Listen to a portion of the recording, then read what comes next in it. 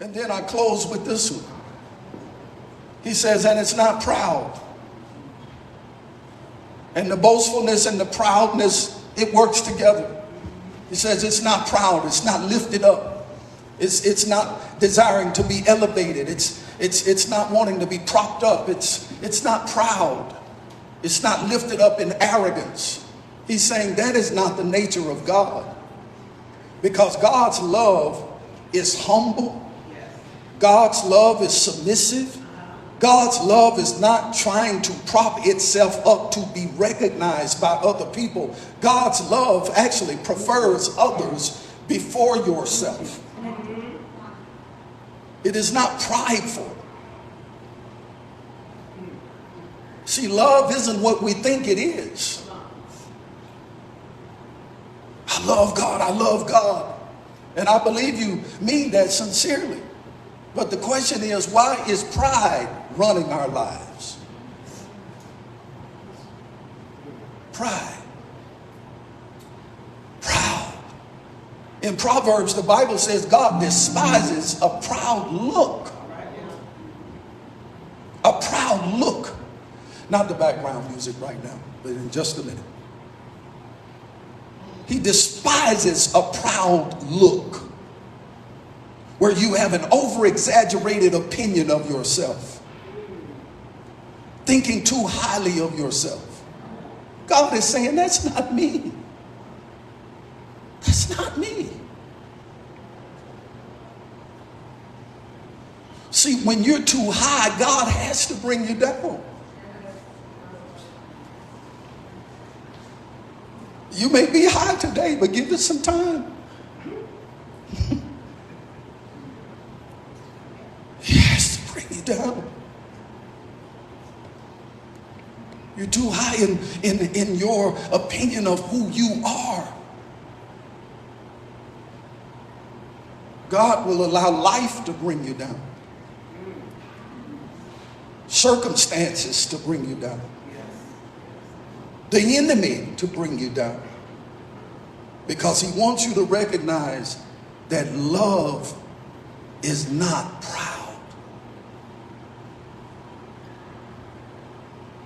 Now, what I'm trying to teach you with this, and this is why we're putting so much emphasis on it, and this is why we're taking so much time with this, is because this is what it means to really walk with God. And we keep talking about love, but we don't really know what it is. And that's why God, again, strategically is using Paul to reveal to us what God's love is and how it is expressed in even human behavior. And what he wants us to know is that love never parades itself around in a lofty spirit. It's not arrogant. It's not arrogant. That's not him at all. That's coming from flesh. Oftentimes it's coming from brokenness. Because you see somebody that is extremely arrogant, they are extremely insecure. And the arrogance is only a camouflage to cover up the insecure feelings that are deep down on the inside. And because I'm not attacking you with this word, I want you to understand that God would rather sit you down in his presence and talk to you about the insecurities on the inside, rather than you putting up a front where you have camouflaged yourself in a spirit of arrogance.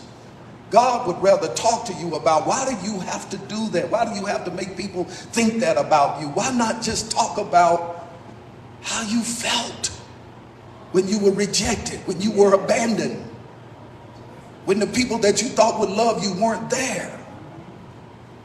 Why do you feel like you have to put on these images, these fronts, these phony names to try to make people see or think a certain thing about you when you could be healed and be the real you?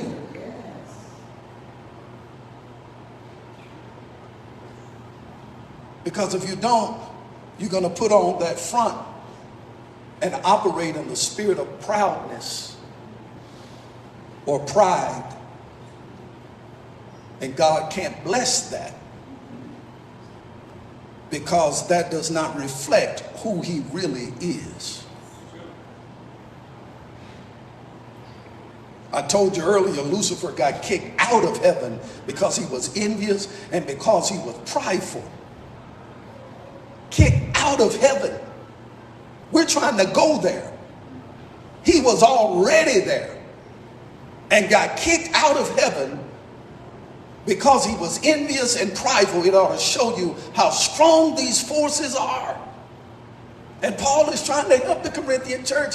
Don't operate in this. It's not going to be for your good. Can people correct you? Can somebody confront you? Can they say that you were wrong and you not get offended and walk out and quit and cuss? Can you be corrected and keep on serving? Because that's the love of God. That's the love of God. God is saying, I can't even receive you as my son or daughter if I can't chastise you.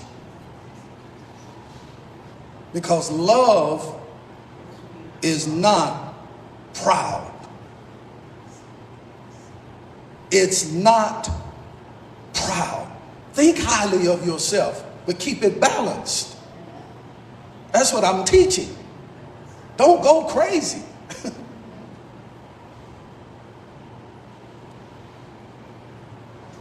Don't think you're over everybody. Nobody can tell you anything. That's proud. Pride. Because life will humble you. It will break you. But love always seeks the wisdom of God and the counsel of God. And it doesn't depend on flesh, because it already knows that flesh is your worst enemy. Will you stand to your feet? I'm going to come back and work on this